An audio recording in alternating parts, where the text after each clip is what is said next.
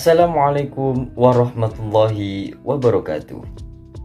Perkenalkan, nama saya Fakri Sauladi dari kelas 2021A, program studi S1 Sosiologi dengan NIM 21040564021. Di sini saya akan memberikan komentar terhadap fenomena politik yang ada di daerah saya. Tetapi sebelumnya, saya akan menampilkan cuplikan video terlebih dahulu. Mari kita simak videonya. Sebelum wabah COVID-19 datang, beginilah kondisi pemilihan kepala desa yang diadakan pada saat itu. Dengan antusias masyarakat datang ke tempat pemilihan untuk ikut serta dalam pesta demokrasi di tingkat daerah, yaitu pemilihan kepala daerah atau kepala desa. Dari sini dapat kita ketahui masyarakat menentukan pilihannya terhadap calon pemimpin yang akan mengemban tugas di wilayahnya dengan asas yang kita semua pasti sudah mengetahuinya, yaitu asas Luber Jurdil. Langsung, umum, bebas, rahasia, jujur, dan adil. Fenomena ini berhubungan dengan apa yang dikatakan oleh seorang tokoh bernama Paul Kohn. Paul Kohn mengatakan bahwa kewenangan itu memiliki beberapa cara dalam proses peralihannya. Yang pertama adalah melalui cara turun-temurun. Cara turun-temurun ini digunakan oleh negara yang menganut sistem kerajaan. Kemudian cara yang kedua adalah melalui proses pemilihan.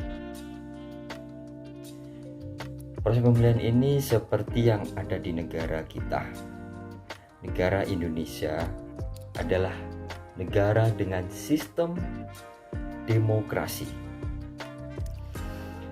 Artinya, dalam pembagian kekuasaan tidak terlepas dari adanya peran rakyat atau masyarakat.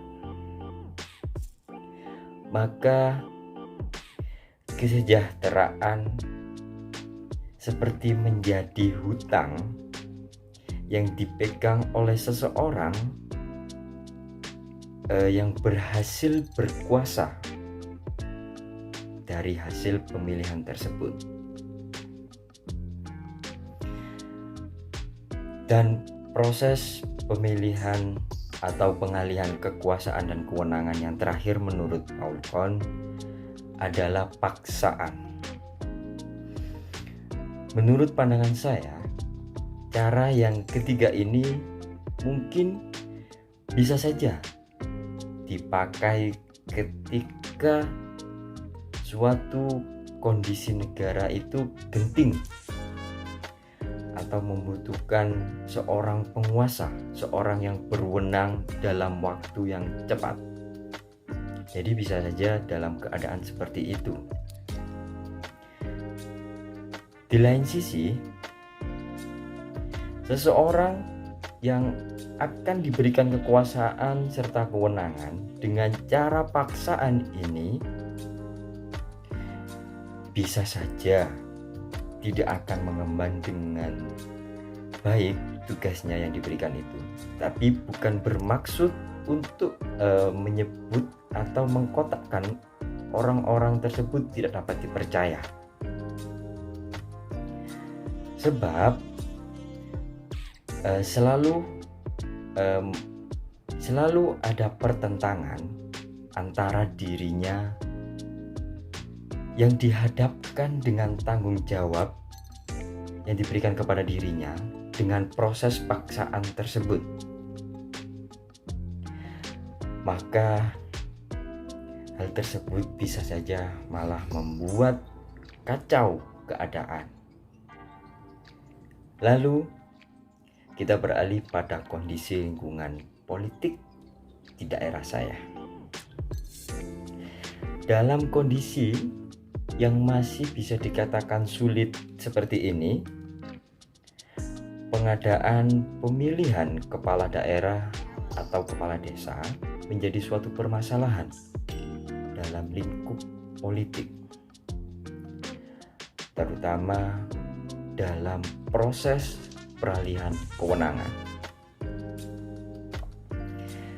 Ketika PPKM darurat secara resmi diberlakukan pada tanggal 3 hingga 20 Juli 2021,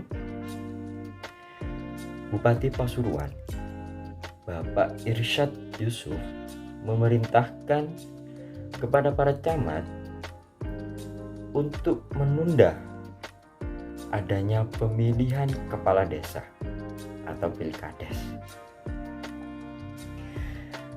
Bupati mengeluarkan perintah penundaan ini sebab menindaklanjuti adanya surat dari Kementerian Dalam Negeri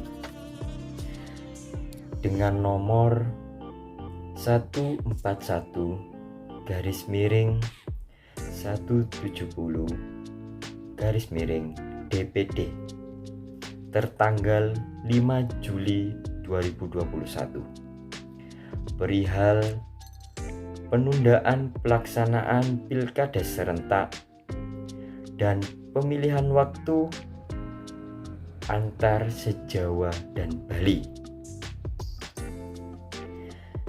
Dari perintah yang dikeluarkan oleh Bapak Irsyad Yusuf tadi menandakan adanya respon dari Bupati Pasuruan untuk mencegah potensi dari terciptanya kerumunan masyarakat. Sebagaimana yang telah kita ketahui bersama, kerumunan masyarakat ini menjadi salah satu penyebab meluasnya wabah COVID-19 ini, terutama di Indonesia. Namun, tahapan-tahapan pilkades yang dinilai berpotensi aman-aman saja, tidak menimbulkan kerumunan, itu diperbolehkan. Tetapi jika itu berpotensi mengundang adanya kerumunan, seperti salah satunya adalah pemungutan suara yang biasanya dilakukan, itu pasti akan berkerumun masyarakatnya. Dan bahkan berdasarkan yang saya temui secara langsung, itu bahkan sampai berdesak-desakan hingga menutup jalan seperti itu.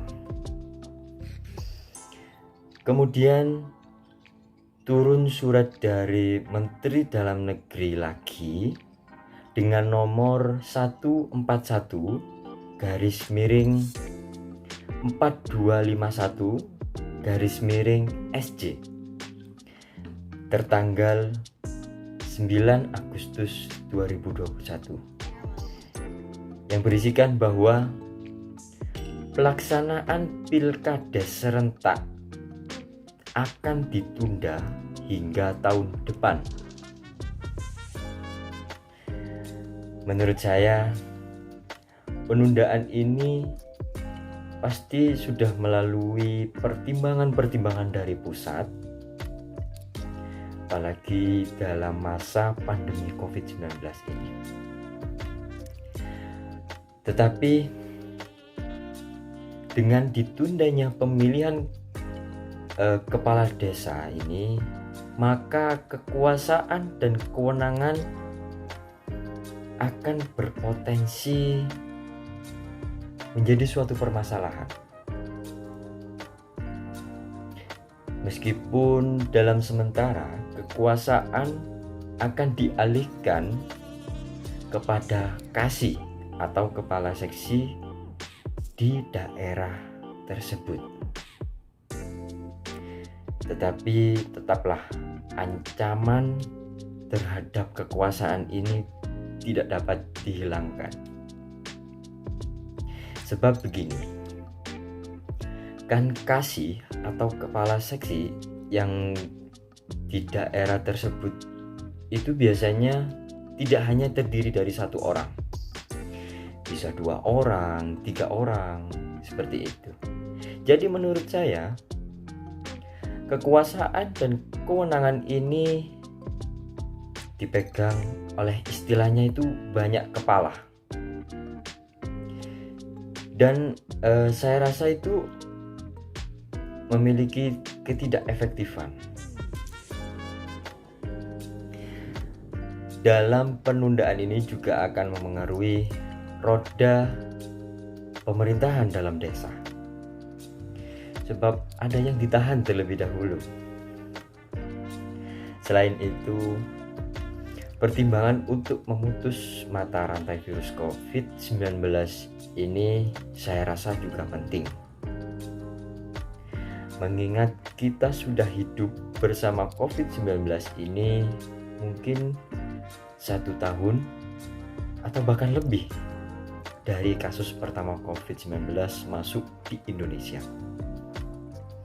Dengan mengurangi mobilitas masyarakat dan melakukan penundaan pemilihan kepala desa ini, diharapkan wabah ini akan segera berlalu dan kondisi negara ini, kondisi desa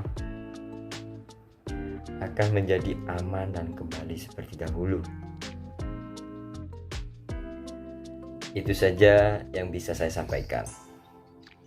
Saya berharap agar negara ini segera sembuh dari wabah virus COVID-19 dan bisa melaksanakan kegiatan politik seperti pilkades tadi dengan normal.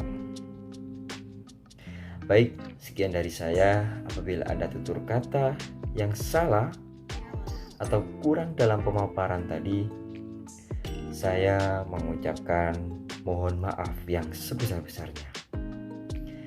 Akhir kata, wassalamualaikum warahmatullahi wabarakatuh.